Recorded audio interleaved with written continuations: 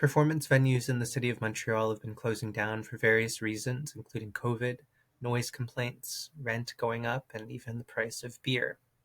We're here to talk with one of the owners of the Diving Bell about their space and some of the reasons why they decided to pack it up in December of last year.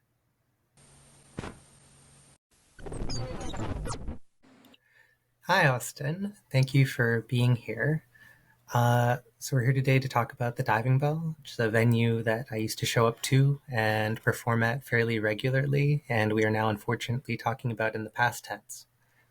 Could you walk me through the situation?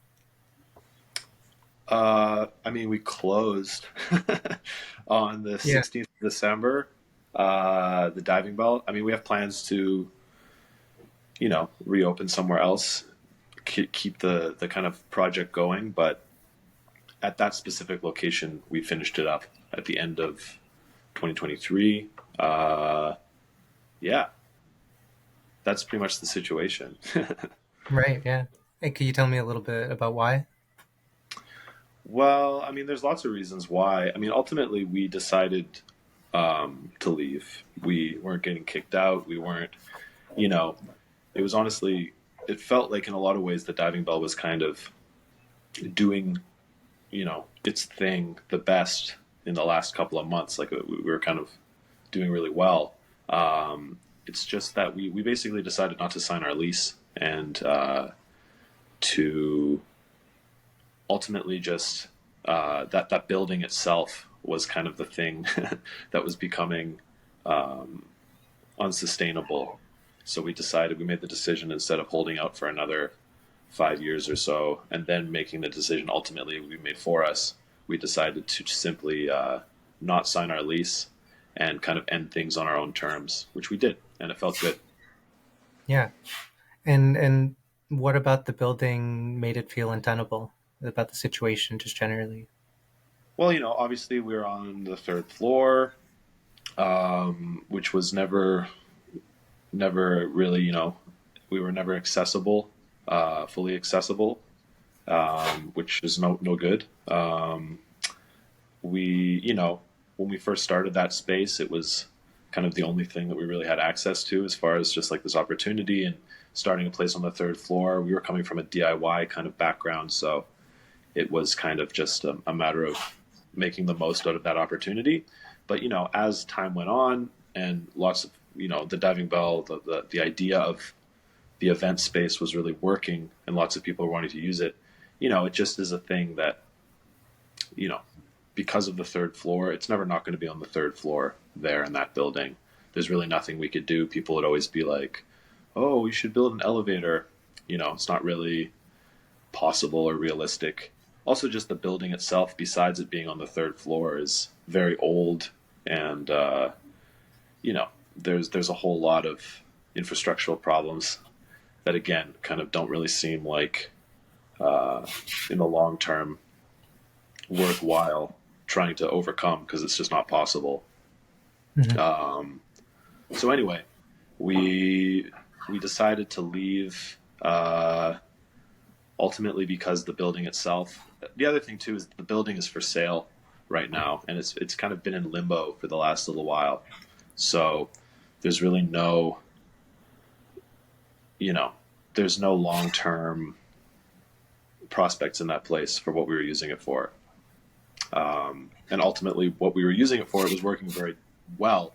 Like there really is a lack of spaces like the diving bell in Montreal. And yeah, ultimately, we just decided that it was better to trade in to kind of cut our losses and hopefully within the next 5 years be in a space that is more long term, more sustainable. Uh, yeah. I had heard the diving bell had gotten some noise complaints, things like this. Is that something that also played into the decision to move? Yeah, for sure. The noise complaints were definitely a big factor. Yeah, we're in a weird position there in that building just because there's a bunch of bars operating simultaneously. We were obviously creating a lot of noise with the live shows.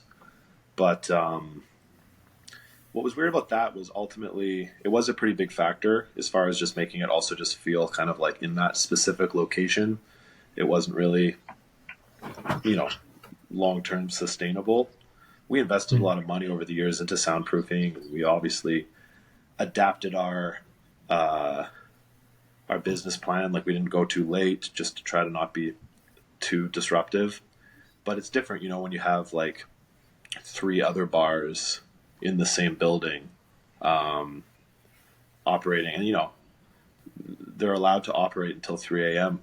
as their permits allow them to do, and I think that that's fine. But when you have a residential building right next door, and you have a bunch of people moving in and maybe not knowing, necessarily not being informed what they're moving in next door to, I can see there being some tension. That's just another factor too, where we just figured, there's really no way to avoid this. We can do everything we can, and still, it's just we're vulnerable to that in that specific location. So yeah, that was another big factor as far as our decision to move on to a new space. Do you know if the other bars in the area, like Champs, which is right on the floor, right under yours, Barbarossa, Blue Dog, did they also get noise complaints? Did they kind of Oh suffer yeah, from the same issues? yeah. All the bars, every bar in the whole city has gotten noise complaints at some point. I guarantee it. Yeah, It's a I, factor that people get noise complaints living just their lives in their houses. and But yeah, definitely. I know for a fact that every business in that building has received noise complaints. Frequently receives noise complaints. yeah, has it been going on for a long time, or is it Oh yeah, maybe a more recent issue? since it's always happened. Yeah, always. Got it. Um, how did you first get into hosting a venue? What's your kind of history with DIY venue stuff? What made you want to start? Yeah. Yeah, I used to run this. I used to help run this DIY space called the Bog, which is still doing shows sometimes. It's a bit different now, but yeah, it was kind of like our like a practicing recording space, kind of studio that we would throw these kind of like shows every once in a while. It's just like a little basement. It's a really cool little spot, but it's very small, and there's even more stairs than there are at the Diving Bell. Um, so I yeah, didn't know we that's basically, possible. yeah, yeah, less stairs at the next space. That's the main goal, is to get rid of Yeah. stairs slowly. But yeah, we were basically doing shows there where I met a lot of bands and a lot of people who I went on to work with at the Diving Bell, and it was actually a very similar thing to what's happening with the Diving Bell now. What we were doing was working. There was lots of really cool things happening, but we just simply the space itself was not conducive for what we were trying to use it for. It was too Mhm. small. The space was holding us back, and that's kind of the Diving Bell was the leg up from that space, which I think worked really well. And now, after about a similar amount of time, about 5 years, we are hopefully the same level of kind of upgrade will be achieved between as from the Bog to the Diving Bell, from the Diving Bell to whatever's next will be a similar thing, as far as just like the space being able to accommodate what we're trying to use it for. In regard to the noise complaints generally, and maybe the building, what do you think is the problem, so to speak? I think you touched on it a little bit, where maybe people are moving in where they don't necessarily know they're moving into a lively neighborhood, or does it have to do with zoning laws? Yeah. Yeah, I mean Montreal is a you know part of what's so good about living in Montreal is that it's very densely populated, and the residential and commercial zonings are kind of all mixed together. It's not like that in a lot of cities, and part of the problem that we're facing in a place like on Saint Laurent there, which is historically kind of like the main where all the bars and the nightlife is happening. They're rezoning certain places, or certain places have been rezoned. There's people living there too, and people have their rights in their houses to, make complaints and whatever. But I just feel like in this specific scenario, there's just like certain scenarios where it seems like it's just kind of unfair, especially when there's scenarios where, there's been active bar permits in a certain place longer, like they rezone a place residential next door after like these places have already been established, and there's no sort of like um, acknowledgement of that. I don't even know what, I'm no legal expert or anything, but I just feel like if you're going to rezone a place, it's one thing if you start a bar or a loud whatever restaurant next to a place like a house if it was already there.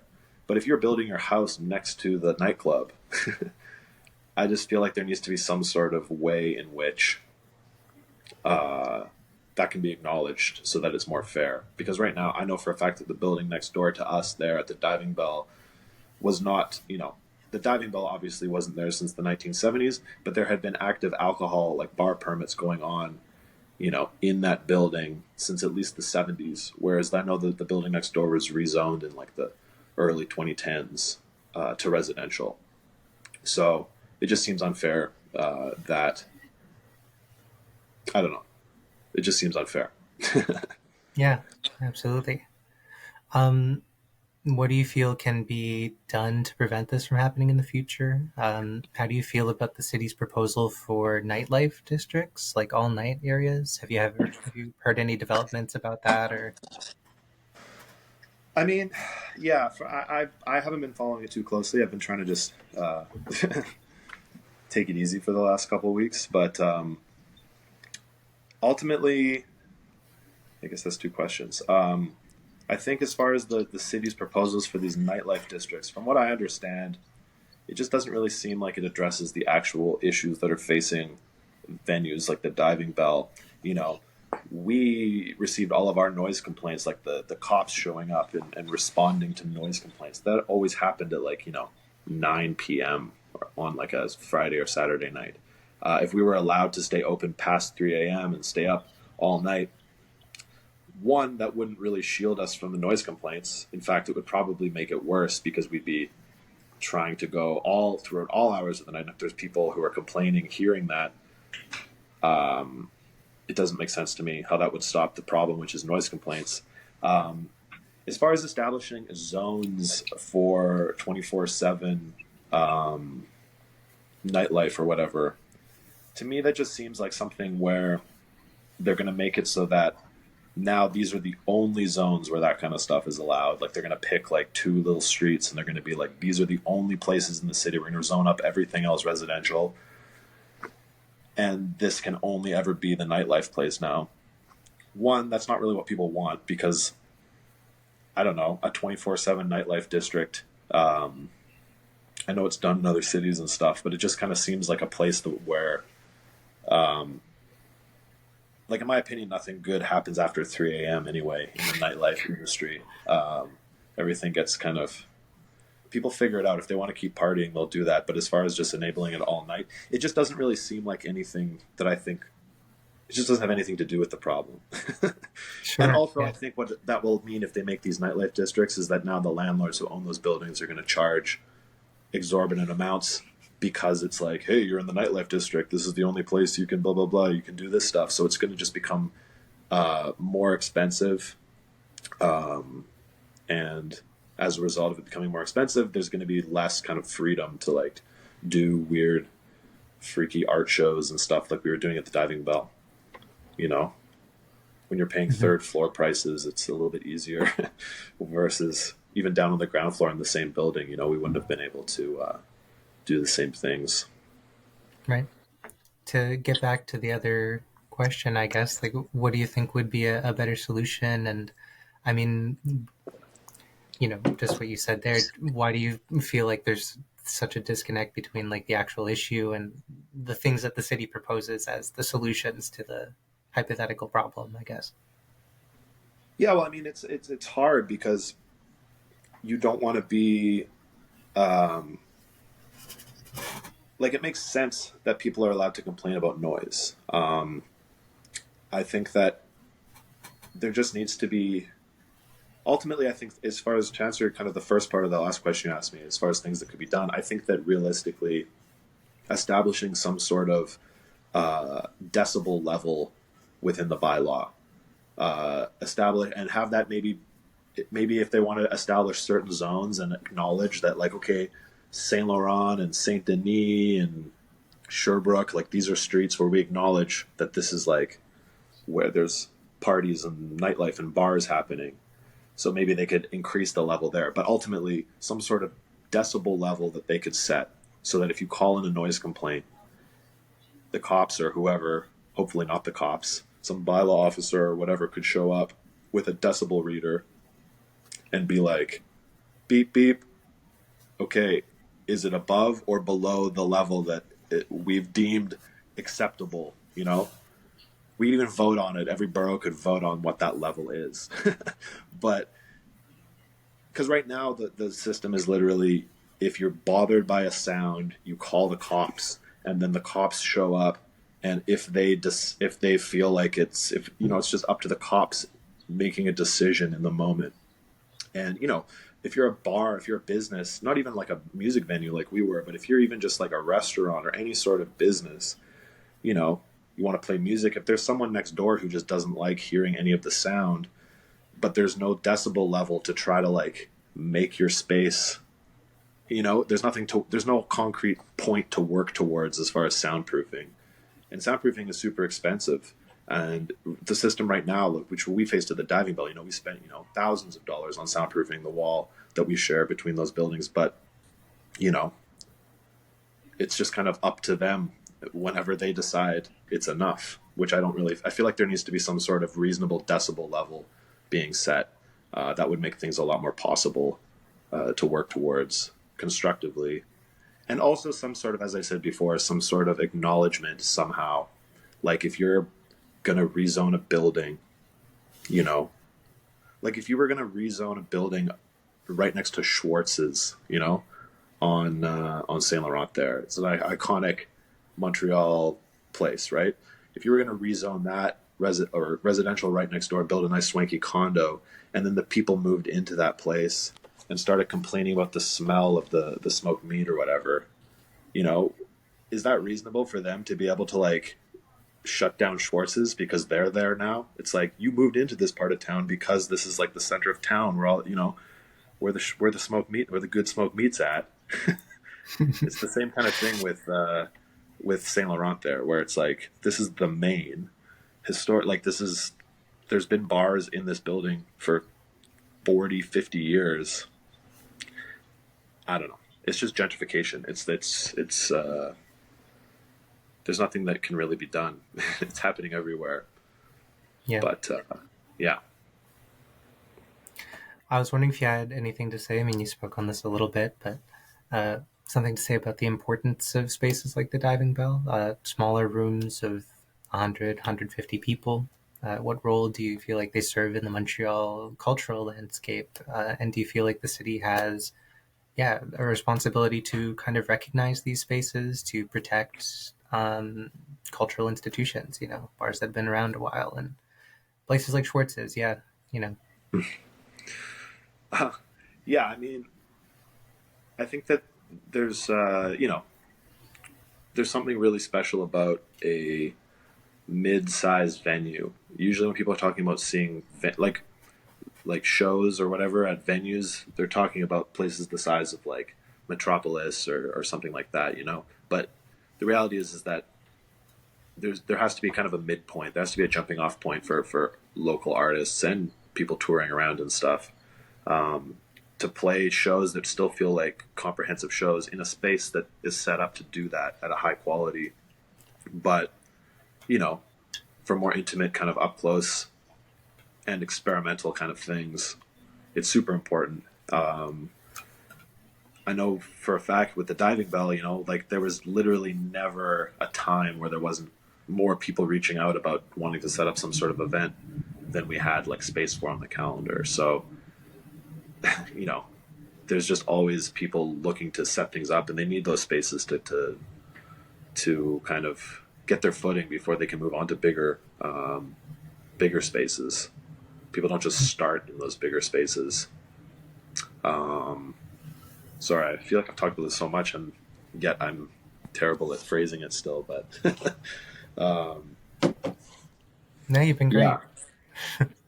No, thanks. I appreciate that. Um, Again, we touched on this just a little bit. You mentioned something about third floor prices, but what are some of the costs involved in operating a venue like the Diving Bell? well, yeah, rent is a big one for sure. I mean, you got to pay a lot in electricity and all the regular expenses. The just the cost of everything has gone up so significantly lately. So like the price of beer and alcohol that we're selling at our bars is crazy, and that obviously everyone's noticed how expensive everything is.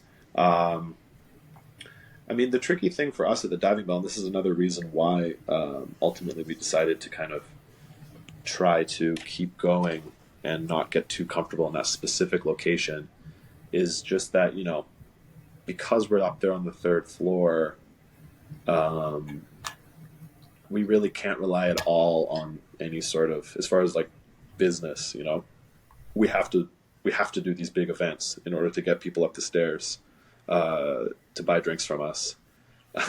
So it takes a lot of continuous effort just to try your best to get people into the show. And even when it's working really well, it's it's only ever going to be for like maybe 3-4 hours, from like 9 p.m. to midnight or so. That's kind of the sweet spot where we're actually making any sort of like sales or profit or really doing it.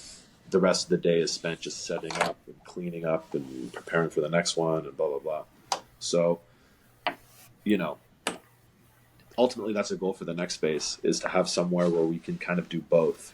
We can have these really awesome comprehensive shows, have a really comprehensive show performance space, but also still be able, by being on the ground floor and having a bit more separation within the establishment, try to have it so that we can kind of also just be like a place that can be a little bit more profitable for longer in the day, whilst and it just equals sustainability. Ultimately, it'll just make sure that we can maintain a space where doing shows is is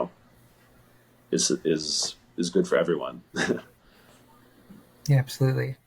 I Yeah. mean, just as a personal question, I guess, like, what are the what were the profits like? Did you still have to work a job during the day, for instance? Things like that.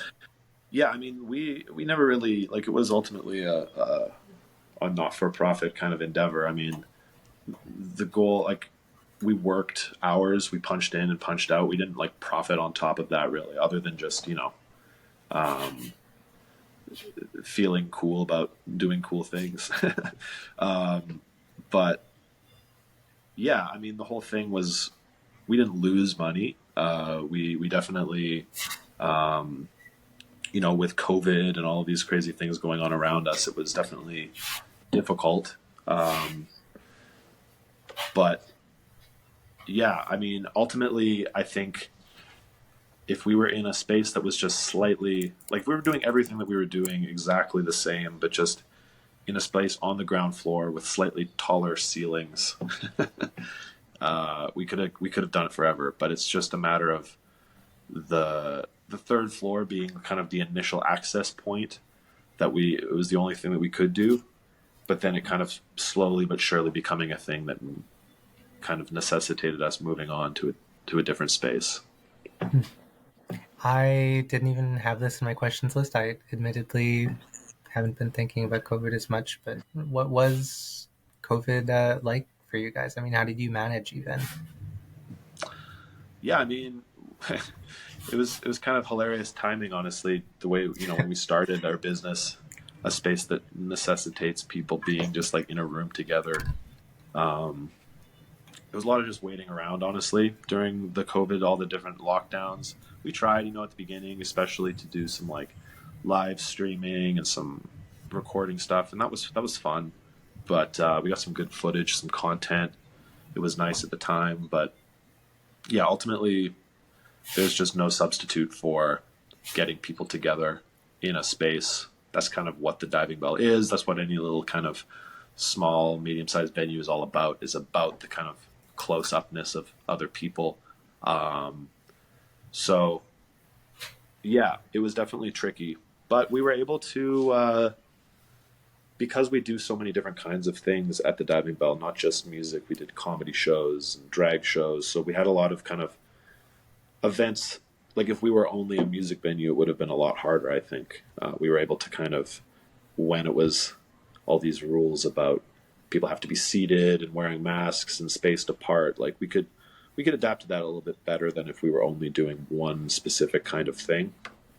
Um, so yeah, and then also too, it was a weird thing as far as it like kind of putting everything into perspective, and then having the feeling of when we like came back to it after long periods of it just not being possible. Um, it kind of felt like we like proved ourselves to ourselves in a way, like kind of when when COVID was first kicking in and we were shutting down, it was kind of just like, like that's probably it, like reasonably. But so like everything after that was kind of just like, it was like victory lap. It was like, oh, we already won, kind of. We made it through that, and now we're deciding to move on. It felt kind of, yeah, it felt good as a narrative anyway. Yeah, I think so. It sounds nice as a narrative. I Gosh, what was I going to ask? Did the government help you at all during that time? Did you get any assistance? Yeah, I mean, we received some assistance as far as like paying out like some of the wage subsidy. That was good.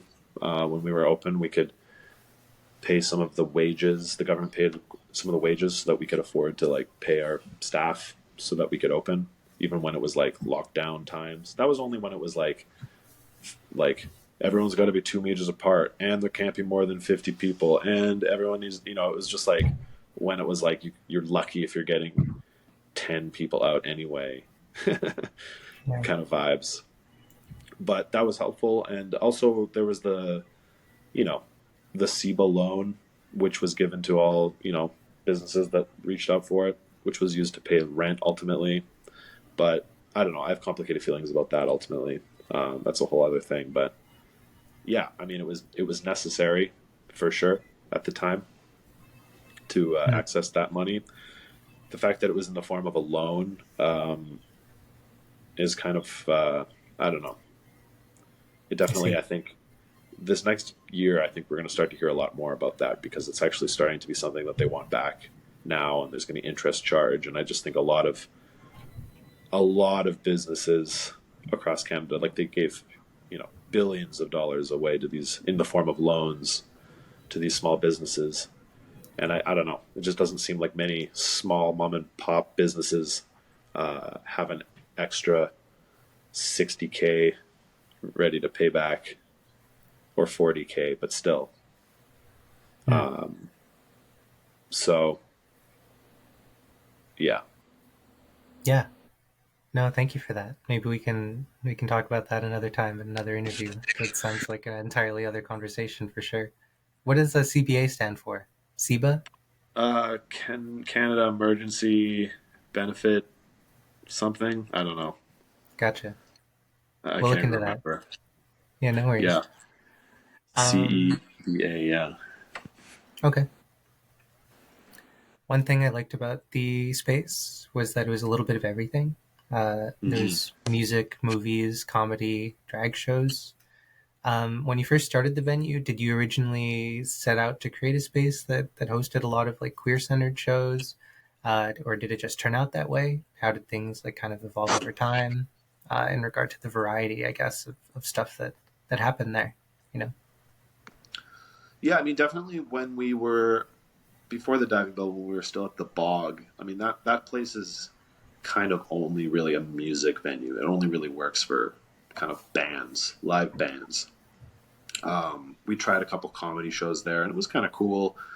But like ultimately, it works best as kind of like a dingy punk basement. Ultimately, um, but so when we were moving on to the diving bell, that was really a huge thing. Immediately, we made sure that there was like backstage. areas that access the stage, and like just making it feel like more of like like it was definitely venue focused first.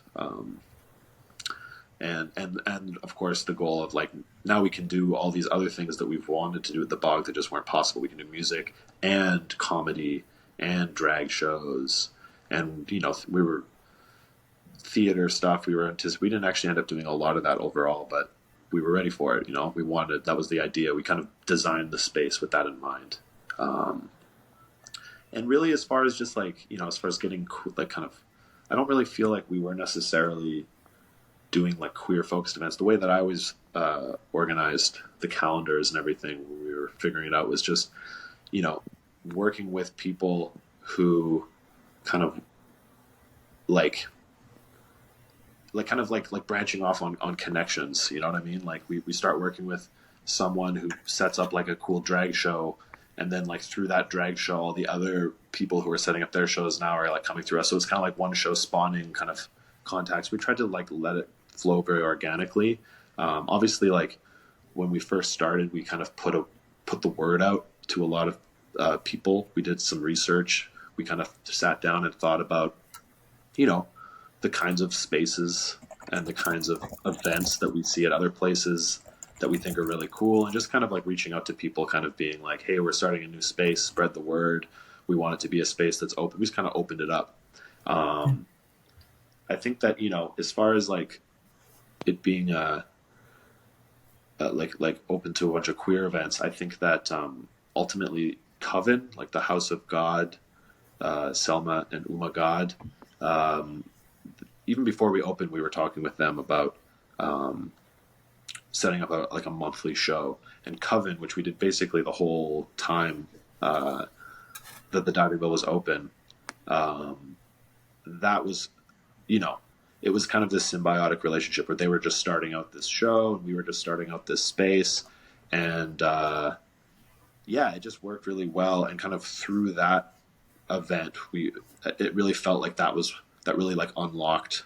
We were very lucky to have that connection right off the bat. But just like, that's how we met like Toronto Wintour and all these other kind of local, it just kind of became this thing where the people that were coming to that event were then also being like, ooh, new space, and kind of like it was like spawning new connections. But yeah, Coven was kind of like the first real and most consistent, I would say, too, kind of connection for that. And yeah, I definitely feel like like proud that like especially the last one of the last shows we did actually the diving bell was Coven. And yeah, it always just felt like a very I don't know, the diving bell, because it's such a weird space up on the third floor, and especially right when we opened, it was all filled with garbage, and we had to dig it out. And it was all kind of spooky. So like they I don't know, it just felt like it was like the first kind of event that really felt like this community that was going to come back each month, and it was going to build. And anyway, it was great. Yeah, yeah, it was great. um, what was it like getting started? In regard to like kind of those early phases, like getting the word out and things like this. Like what steps did you take? Were you reaching out to people on Instagram, email? Were you handing out flyers, things like this? I mean, we were kind of no, we didn't really.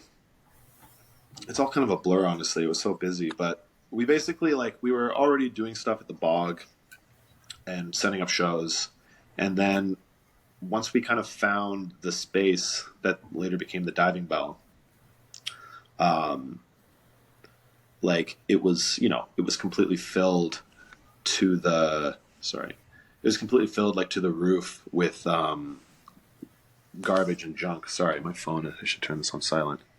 Let's That's start okay. this story again. Yeah, basically, when we first got to the space, it was like the guy who owned the building, the landlord of the building at the time, was this kind of old hoarder guy. So it was just filled to the rafters with garbage. And we actually also took over the fourth floor above the diving bell and used them as these art studio spaces. But that floor too was just filled to the rafters with his garbage, and we had to get it all out of there. Um, so the process of doing that, it was like it was absolutely insane. And we had a lot of really good friends, and it was all. We kind of like it, we, somehow we used the garbage. Like, come and help us. It was like the super hot summertime activity. Like, yeah, we got like pizza and beer, and you want to come and see this crazy place that like it was like helping your friend move out of some weird haunted house. Um, and we were there every single day, and like people were kind of filtering in and out, helping us out a couple times, coming back. It was over the course of about 2 months, so it was.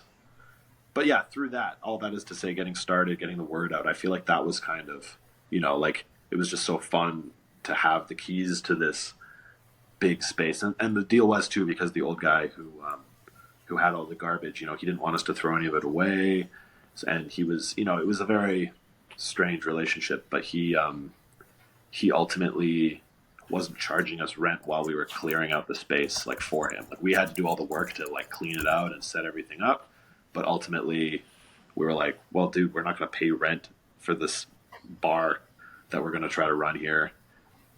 If it took like a summer and a half to to clean it up before we could even start thinking about doing shows or whatever. So all through that time, we were kind of like doing the simultaneous schmooze of, hey, look at this space, look how cool it's going to be, and also allowing people to give us a hand to make them feel like a part of it from the start, Yeah, which worked. A lot of those same totally. people actually, who came by to help us at various times, were there, helping us tear it down too. So it definitely felt like this full circle kind of community oriented. Like, it was fun, even when we're building it and tearing it down, it was fun. Yeah. How did you originally hear about the space? I mean, yeah, like how did you find out about this person, this hoarder, and what happened to him as well? Do you know about him still?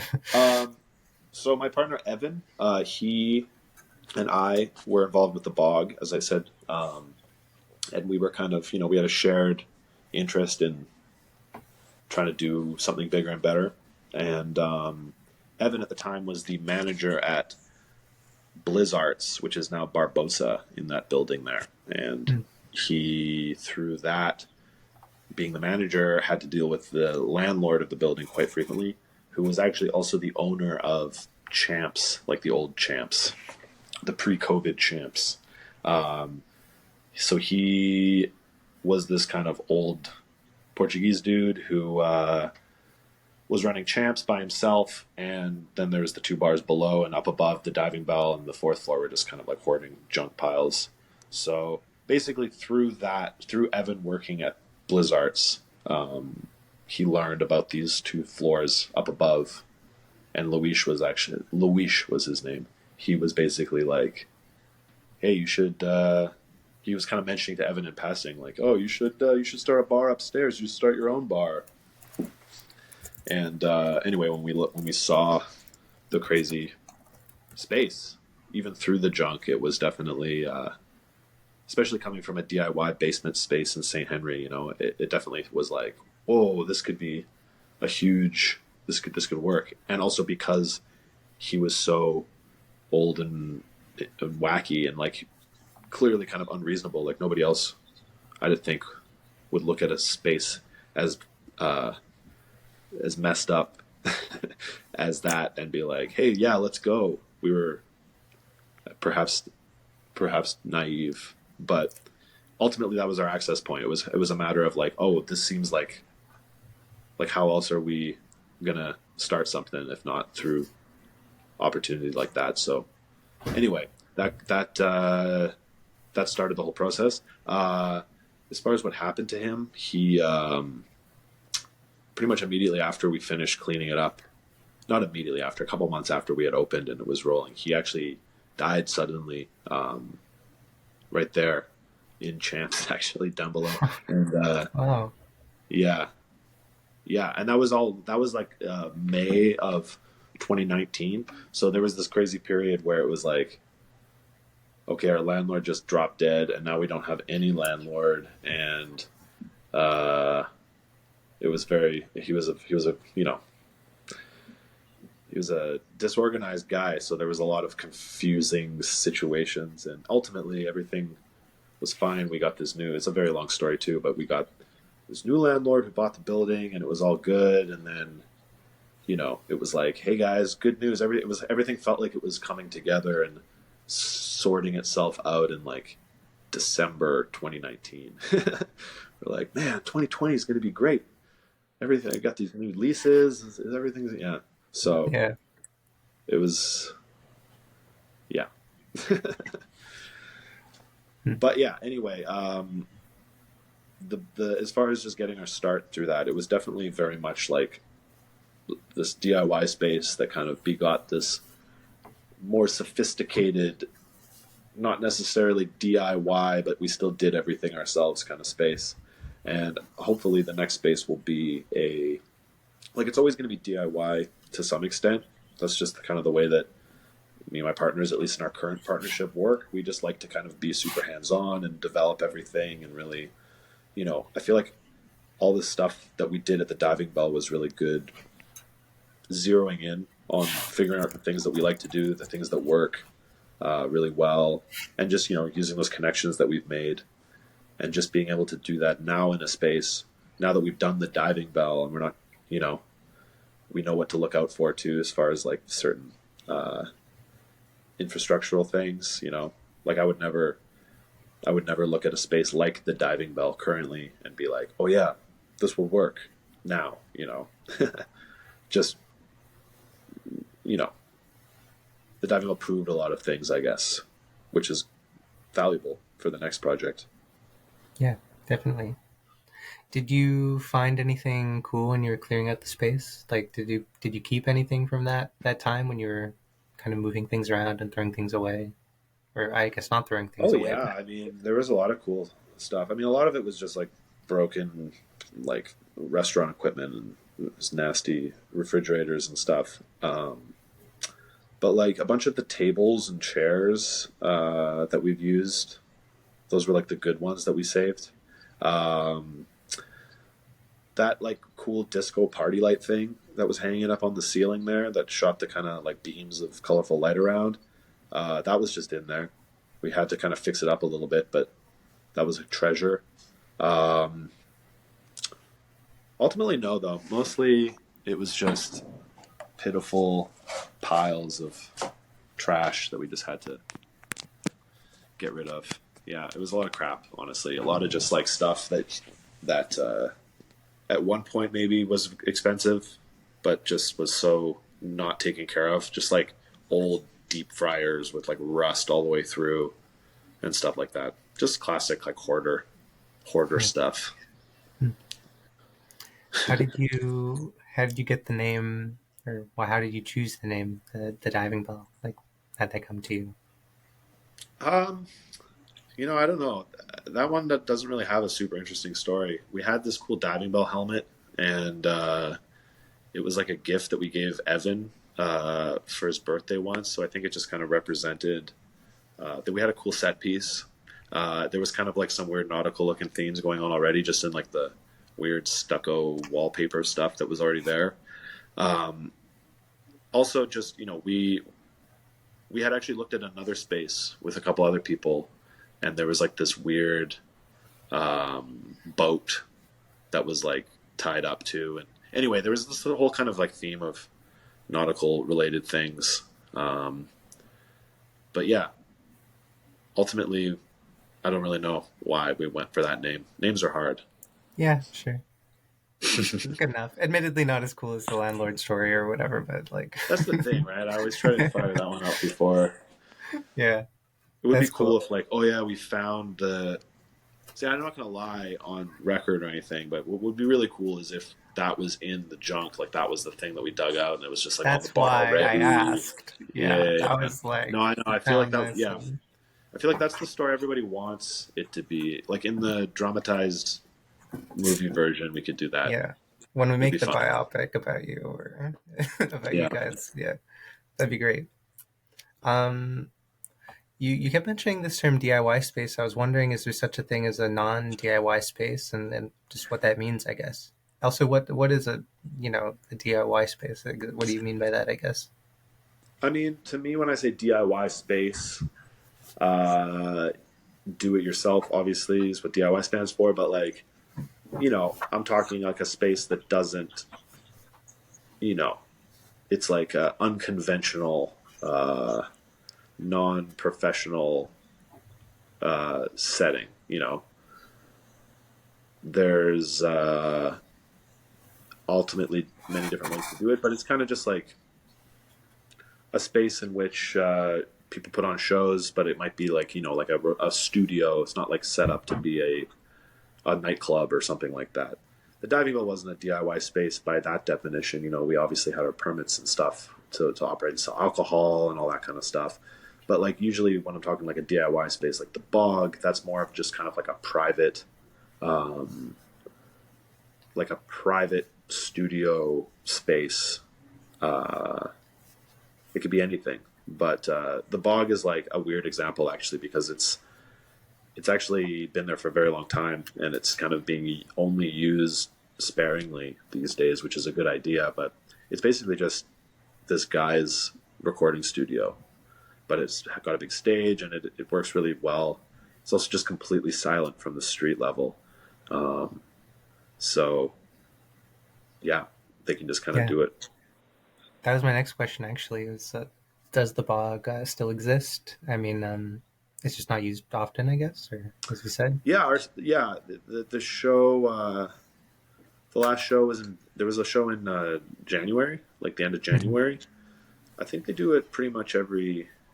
It's not consistent anymore, but it's usually like every 2 3 months. There'll be like a little Friday or Saturday night event with like three bands. Um, it's a good time. I love the bog. I think the bog is against all odds. It's still there, and it's really nice. It's a great example of like what people are looking for. I think as far as going out to a place to see like people that they know probably um, just up close in a space that kind of feels both safe and chill and welcoming, but also kind of like non. I don't know, just it's like a bring your own alcohol kind of. It's like a party. It's like going to a cool house party where there's Yeah, a really awesome band and it's been like set up by nerds so that bands can play there. Um, yeah, cool. It sounds cool. um, how have you been feeling recently? I guess like now that the venue's closed and you guys are moved out and everything. What have you been up to? How is life generally? Yeah, how are you doing? I'm doing good. Yeah, um, you know, we closed. Like when I say we closed in December, we stopped doing events in mid December.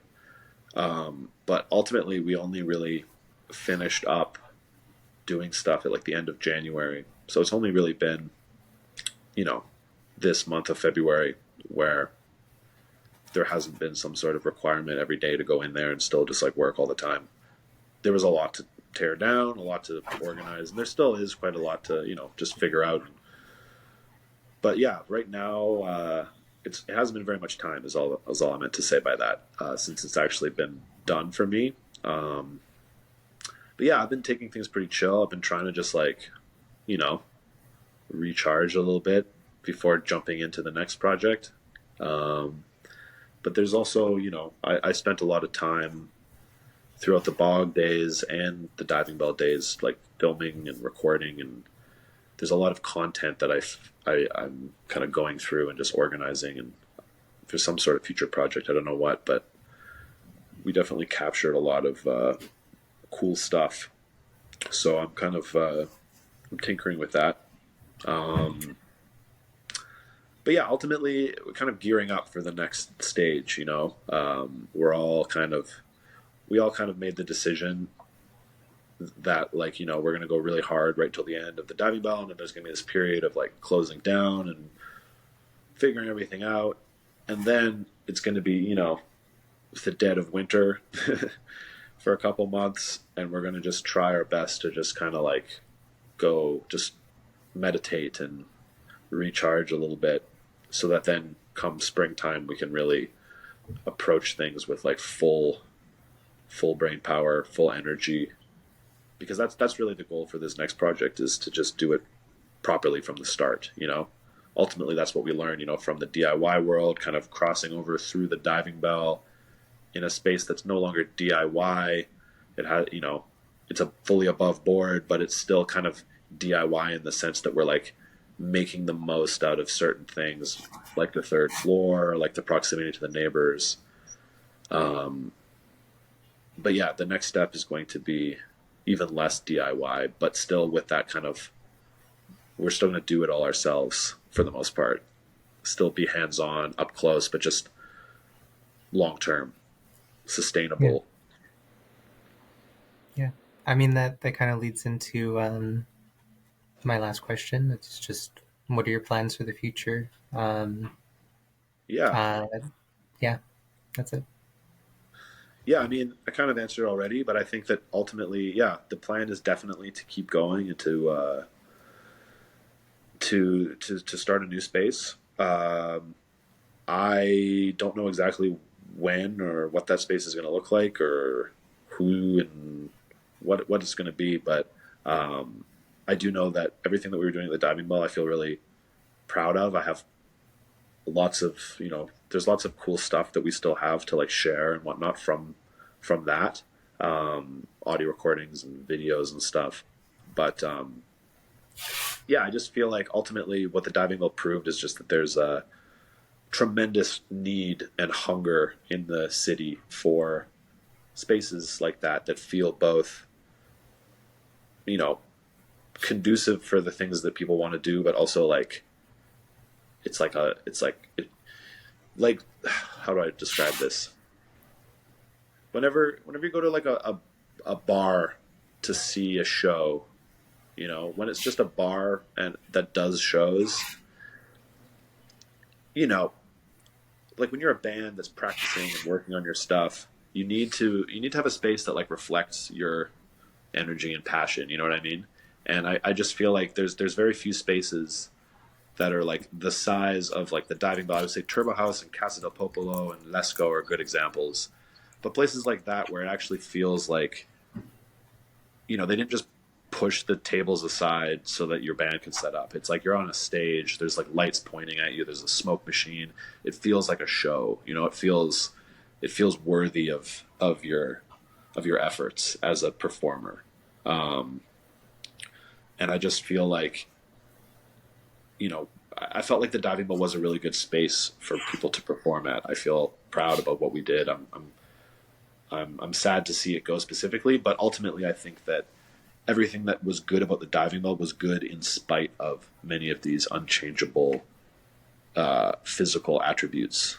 Being on the third floor, having a low ceiling, which means then the stage has to be kind of low, and then when it's actually busy, you can't see anything that's on the stage. Like all of those things are just in that space. You can't really. You're stuck with those things. So yeah, as far as just like the goals, it's just basically the diving bell, but with slightly tuned in features. Ground floor, higher ceilings. Yeah, That's it. cool. Maybe a film or something, or with all the Yeah, I footage. mean, also another thing too would be like having some separation between like Casa has a really great setup in that regards, um, where they have like the showroom side, so the band can be in there doing their sound checks and setting up, and people can still be coming into the bar on the other side, and having a drink or eating some food or whatever, and like people can be hanging there as well. Like the diving bell was great, but it was never really like a hang because one, it's not really appropriate to let people in before like the door. There's like a doors time, you know, and people are doing sound checks. You can't have people in the space drinking beers and yelling and whatever during a sound check. Nor would people want to be there for that time. So having a bit of separation in the space would also equal being able to like kind of do the shows while also becoming more of like just a hang. Yeah, Yeah. totally. Okay, well, thank you so much for the interview.